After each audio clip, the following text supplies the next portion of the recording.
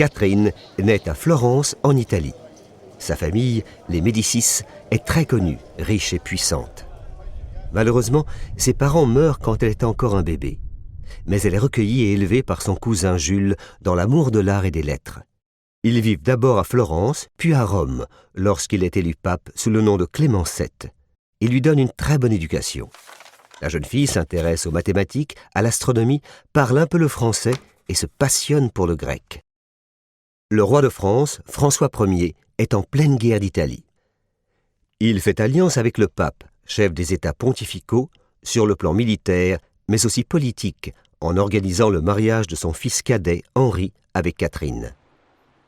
En octobre 1533, la galère papale arrive toute voile dehors dans le port de Marseille, où est célébré le mariage le 23 octobre dans la liesse générale. Les jeunes époux font enfin connaissance. Tu te rends compte? Ils ne se sont jamais vus avant. C'était habituel à l'époque. Le jeune couple vit au Palais du Louvre, la résidence royale, et tout se passe bien avec la belle famille. À la mort de son frère aîné, Henri devient l'héritier du trône et Catherine sera donc reine. Une grosse responsabilité pour celle qui est enfin maman après 10 ans de mariage. Elle aura 10 enfants, dont 7 survivront et 3 seront rois. François II, Charles IX et Henri III. Comme tu t'en doutes, il y a de l'animation dans la nurserie. Ça pleure, ça rit, ça crie. Henri devient roi le 31 mars 1547 à la mort de son père. Catherine est sacrée reine à la basilique de Saint-Denis 2 ans plus tard. Elle fait venir à la cour de nombreux artistes italiens. Mais comme elle vit désormais en France, elle va privilégier aussi les Français, comme le peintre François Clouet, qui fera les portraits de toute la famille, ou le poète Pierre de Ronsard, dont tu as certainement appris la poésie. Mignonne, allons voir si la rose... La guerre dure depuis longtemps déjà entre Philippe II d'Espagne, qui a succédé à son père Charles Quint, et le roi de France Henri II. En août 1557, à Saint-Quentin, dans le nord de la France, l'affrontement est terrible. Côté français, 22 000 fantassins, 18 000 cavaliers et 18 canons. Côté espagnol, 60 000 fantassins, 17 000 cavaliers et 80 canons. Le 10 août, l'armée française est battue. Et le 27 août, Saint-Quentin assiégé depuis plusieurs jours tombe. La victoire espagnole est totale. La guerre se termine par la paix de Cateau-Cambrésis, fêtée par des bals et des tournois, ces combats amicaux à cheval. Henri II y participe. Il affronte l'un de ses officiers, Gabriel de Montgomery. C'est alors que le drame a lieu. Terrible. La lance de l'officier tape contre le bouclier du roi, dévie, se glisse sous la visière du casque et lui crève l'œil. Henri meurt peu après.